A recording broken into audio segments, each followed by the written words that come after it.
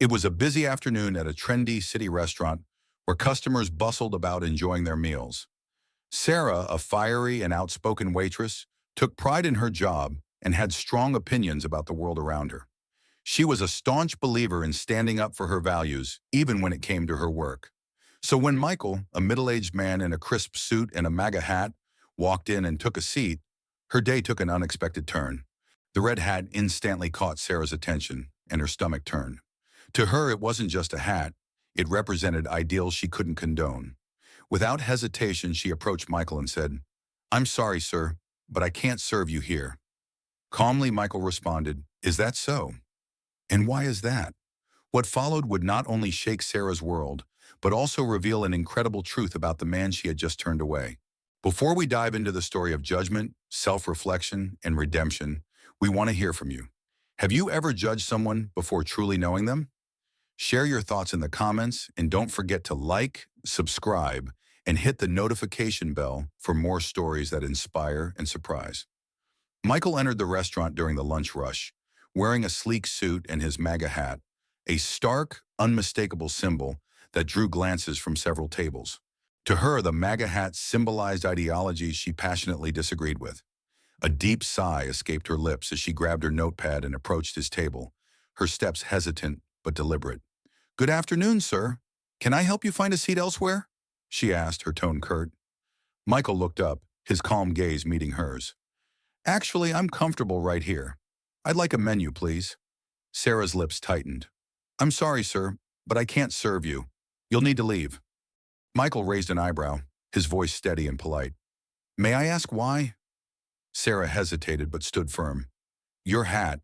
It represents values that don't align with what I believe in. I won't serve someone wearing that." Michael leaned back in his seat, his expression unreadable. "Interesting. So because of my hat, you've decided I don't deserve service here?" Her frustration boiled over. "I have a right to refuse service if I feel uncomfortable." At that moment, Rachel, the restaurant manager, noticed the escalating tension and approached the table. "Is everything okay here?" she asked, her eyes darting between Sarah and Michael. Sarah spoke quickly, trying to explain. "I've told this gentleman that I can't serve him. I don't feel comfortable." Rachel's brow furrowed, clearly surprised. "And why is that, Sarah?" "It's the hat," Sarah said flatly, crossing her arms. Rachel turned to Michael, offering a professional smile. "If there's anything else you need, sir, please don't hesitate to let me know." Michael nodded. "Thank you. It's rare to see someone handle a situation like this with professionalism." Rachel hesitated, confused by the remark, but smiled. "We aim to make every guest feel welcome." Michael left shortly after finishing his meal, leaving a generous tip for Rachel. As he exited the restaurant, Sarah caught sight of him walking away, her annoyance still palpable. What she didn't realize was that Michael wasn't just any customer. The next day would reveal a truth that would shake the foundations of her perspective in her career. The morning after his dining experience, Michael sat in his home office, sipping coffee and reflecting on the events of the previous day. Despite the disrespect shown by Sarah, he felt calm, determined not to react out of anger, but to address the issue constructively. He pulled out his phone and dialed the restaurant's main line. Rachel, the manager, picked up, her tone professional and polite. "Thank you for calling Brighter Days Bistro. This is Rachel speaking. How can I help you?" "Good morning, Rachel," Michael said in his measured tone. "This is Michael Everett. I dined at your restaurant yesterday, and I'd like to discuss an experience I had." Rachel immediately recognized his voice. "Oh, Mr. Everett. Yes, I remember you. I hope everything was satisfactory with your meal." "The food was excellent, thank you," Michael replied, "but I'd like to address the behavior of one of your staff members. Sarah, I believe her name is." Rachel's tone grew more cautious. "I see. Please go on." Michael described the encounter succinctly, ensuring not to exaggerate or vilify Sarah. "I understand that people have differing opinions, and I respect that. However, I believe it's inappropriate for a staff member to refuse service based on personal beliefs, especially in a professional setting." Rachel sighed, disappointment evident in her voice. "Mr. Everett, I truly apologize for what happened. That's not how we operate, and I'll be addressing this immediately. Thank you for bringing it to my attention." Thank you for your time, Rachel, Michael said. I appreciate your professionalism. Before ending the call, Michael added, one more thing you should know. I'm not just a customer. I'm the owner of Brighter Days Bistro. Rachel's breath caught audibly. You're the owner? Yes, Michael confirmed. I've been watching how the restaurant operates, and your actions yesterday were commendable. I'd like to meet with you and Sarah later today to address this situation. Rachel quickly agreed, a mixture of nerves and determination overtaking her. Of course, Mr. Everett. I'll arrange for Sarah to come in later that afternoon. Rachel called Sarah into her office. Sarah entered, already suspecting the subject of the meeting. Her defensiveness was evident in her posture and tone. Is this about yesterday? She asked curtly. Yes, it is, Rachel said firmly. I've spoken with Mr. Everett, the gentleman you refused to serve. Sarah crossed her arms. Look, Rachel, I stand by what I did. That hat stands for things I don't agree with, and I have a right to refuse service if I feel uncomfortable. Rachel leaned forward, her voice calm but authoritative.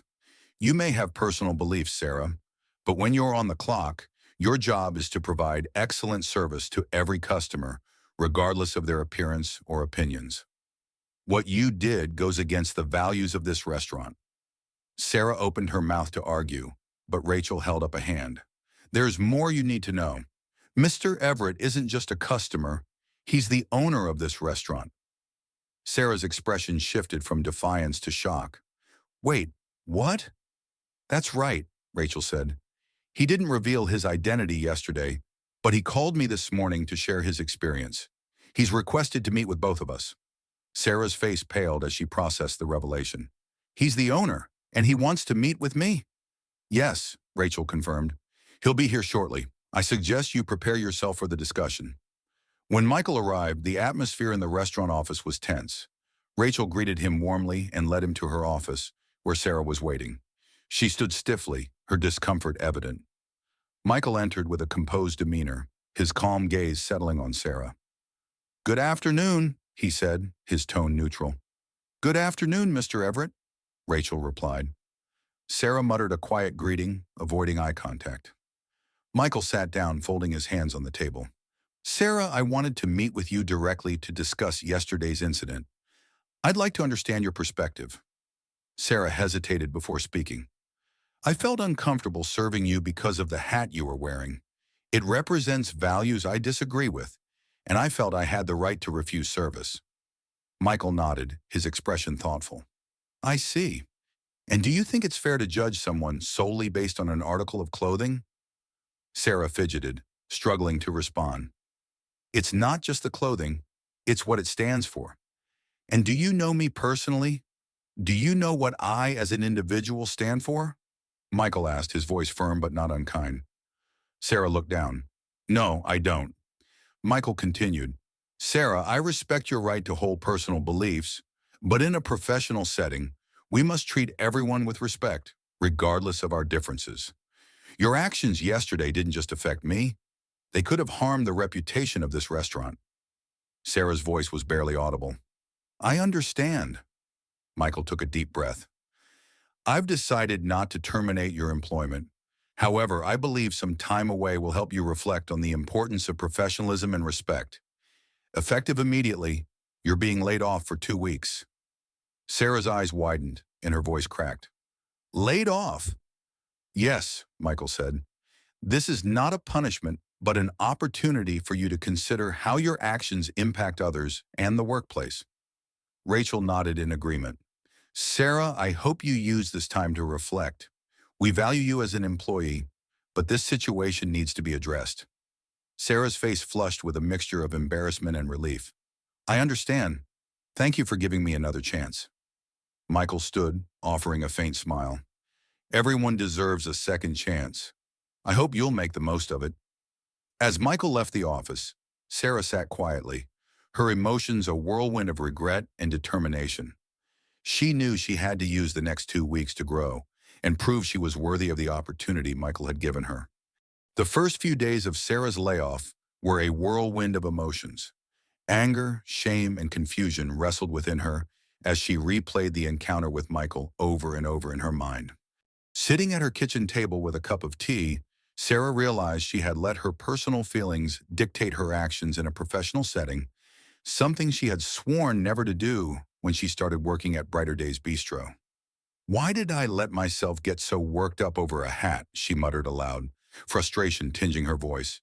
Her thoughts drifted to the moment Michael had spoken to her directly, calmly yet firmly pointing out the flaws in her behavior. His words stung, not because they were cruel, but because they were true.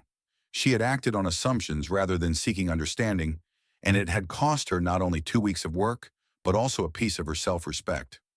Seeking clarity, Sarah reached out to a few close friends and family members to talk about the situation. The reactions were mixed. Her best friend Mia, a staunch liberal like Sarah, was supportive of her initial stance. "I get it," Mia said during a phone call. "It's hard to serve someone when you feel like what they stand for goes against your values. I probably would have done the same thing." But her older brother Ben, a more pragmatic thinker, offered a different perspective. "Look, Sarah, I get where you're coming from, but at the end of the day, you're a waitress, not a protester," he said. "Your job is to serve people, not judge them. And honestly, isn't refusing someone's service just perpetuating the same kind of intolerance you're trying to fight against?" Sarah bristled at his words but couldn't shake the truth behind them. She also confided in her mother, a retired school teacher known for her wisdom and patience. Her mother's response struck a chord. "Sweetheart," her mother said gently, "you're entitled to your beliefs, but how you act on them matters. People rarely learn or change through confrontation. Sometimes the best way to make a difference is to lead by example, with kindness and respect." As Sarah continued to process her emotions, curiosity led her to Google Michael Everett. She wasn't sure what she expected to find, but the results left her stunned. Article after article painted a picture of a man who had worked tirelessly to build Brighter Days Bistro from a single family-run eatery to a thriving chain of restaurants. He was known for his hands-on leadership style and his commitment to giving back to the community. One feature story highlighted his efforts to provide jobs for struggling single parents and his mentorship of young people entering the workforce. "I had no idea," Sarah murmured as she scrolled through the glowing testimonials from former employees. The more she read, the more she realized that Michael wasn't just another wealthy businessman flaunting his political beliefs. He was a person who cared deeply about others, regardless of their backgrounds. It dawned on her how unfair her snap judgment had been. She had seen the MAGA hat and made assumptions about who Michael was and what he stood for without bothering to learn the truth. Her actions were not just unprofessional, they were deeply unkind. Sarah spent sleepless nights grappling with the weight of her realization. She couldn't deny her strong political beliefs or the frustration she felt about the current state of the world, but she also couldn't ignore the fact that she had let those feelings lead her to treat someone unfairly. One night, in a moment of vulnerability, Sarah sat down with a pen and paper and began to write an apology letter to Michael. "Dear Mr. Everett, I want to sincerely apologize for the way I treated you during your visit to Brighter Days Bistro. My actions were unprofessional and unfair, and I deeply regret letting my personal feelings interfere with my duties as a server. I have since learned more about you and the work you've done, and I am humbled by your kindness and generosity. You deserve better from me, and I am truly sorry for my behavior. Thank you for giving me the opportunity to reflect and grow. I hope one day I can earn back your respect.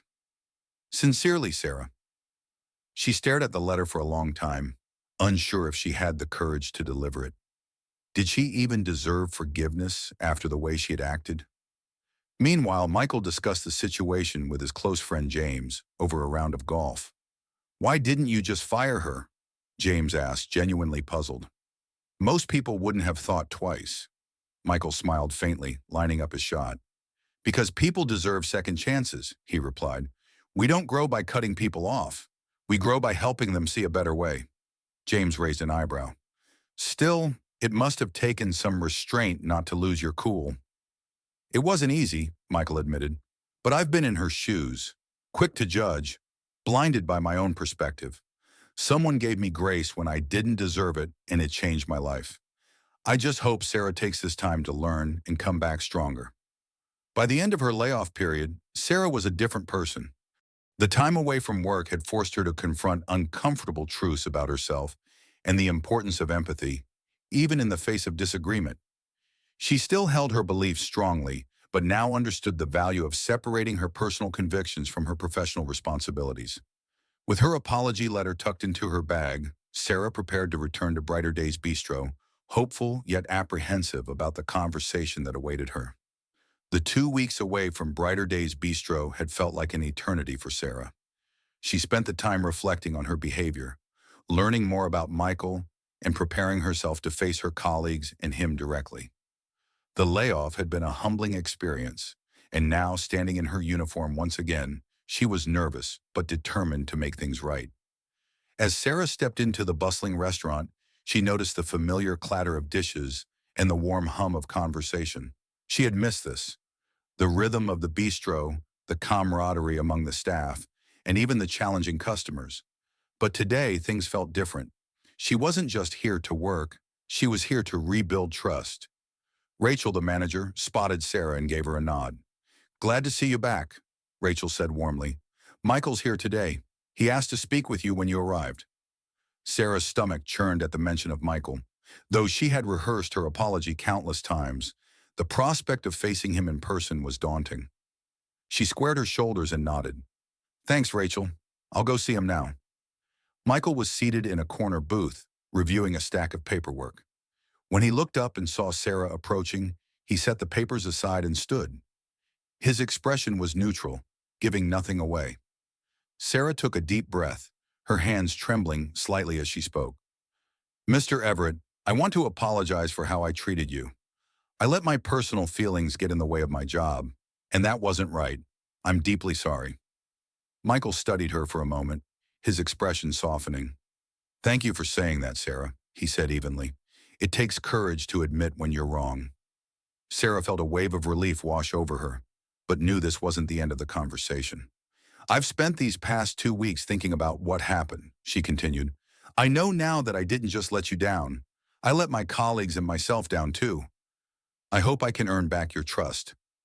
Michael gestured for Sarah to sit across from him, and she complied, her nerves still on edge. "I'm not here to punish you, Sarah," Michael began. "I'm here to help you learn." He leaned forward slightly, his tone calm but firm. "In this business, we serve people from all walks of life. You don't have to agree with everyone's beliefs, but you do have to treat them with respect. That's not just a rule, it's a principle. It's what makes this place special." Sarah nodded, absorbing his words. "I understand that now," she said. "I let my assumptions get the better of me, and I regret it." Michael smiled faintly. "Good, because if there's one thing I've learned, it's that we all make mistakes. The important thing is what we do afterward. Are you ready to show me you've learned from this?" "Yes," Sarah said, her voice steady. "I am." Sarah returned to her duties with a renewed sense of purpose. She was determined to prove that she had changed, not just to Michael, but to herself and her coworkers. The initial days were challenging. Some of her colleagues, still stung by the incident, were hesitant to fully embrace her return. But Sarah didn't let that discourage her. She worked harder than ever, going out of her way to assist others and ensuring every customer received top-notch service. Rachel, who had been skeptical about Sarah's ability to bounce back, began to notice a shift. "You've been on top of everything today," she said one afternoon. "It's good to see you stepping up." Sarah smiled, grateful for the acknowledgement. "Thanks, Rachel. I'm trying to make things right." Over time, Sarah's perspective on Michael began to evolve. Initially, she had seen him as nothing more than a symbol of a belief system she opposed. But as she observed his interactions with the staff and customers, she began to see the man behind the hat, a thoughtful leader who genuinely cared about the people in his restaurant. One evening, as the staff was wrapping up for the day, Sarah approached Michael. "I just wanted to thank you for giving me a second chance," she said sincerely. "It means a lot." Michael nodded, a hint of a smile on his face. "Second chances are how we grow," he said. "You've made mistakes, Sarah. We all have. But what matters is that you're willing to do better."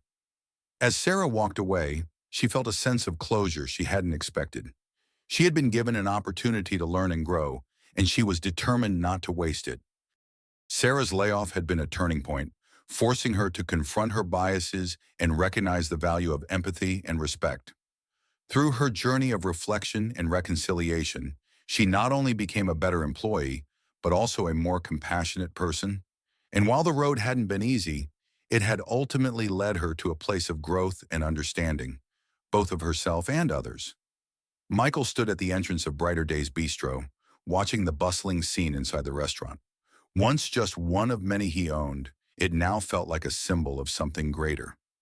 Reflecting on the incident with Sarah, he saw it as more than a moment of conflict. It was an opportunity to foster growth and understanding within his staff. Turning to Rachel, he said with conviction, "We're not just running a business, we're teaching people how to treat each other." Inside, Sarah moved with confidence and ease, her growth evident in every interaction. Months of hard work had turned her into a standout employee. She had taken the lessons from her layoff to heart, becoming an advocate for kindness and respect among the team. When a nervous new hire hesitated with a difficult customer, Sarah stepped in with a reassuring smile. "I learned the hard way that judging people too quickly doesn't help anyone," she said. "Treat everyone with respect, and you'll go far." As Michael exited, he glanced back at the restaurant, humming with camaraderie. He smiled, proud of the transformation and the proof that even the toughest situations could lead to understanding and growth. Before you go, have you ever had a moment where you realized you were wrong about someone? Let us know in the comments. If you enjoyed the story of growth and second chances, be sure to like, subscribe, and hit the notification bell for more inspiring tales.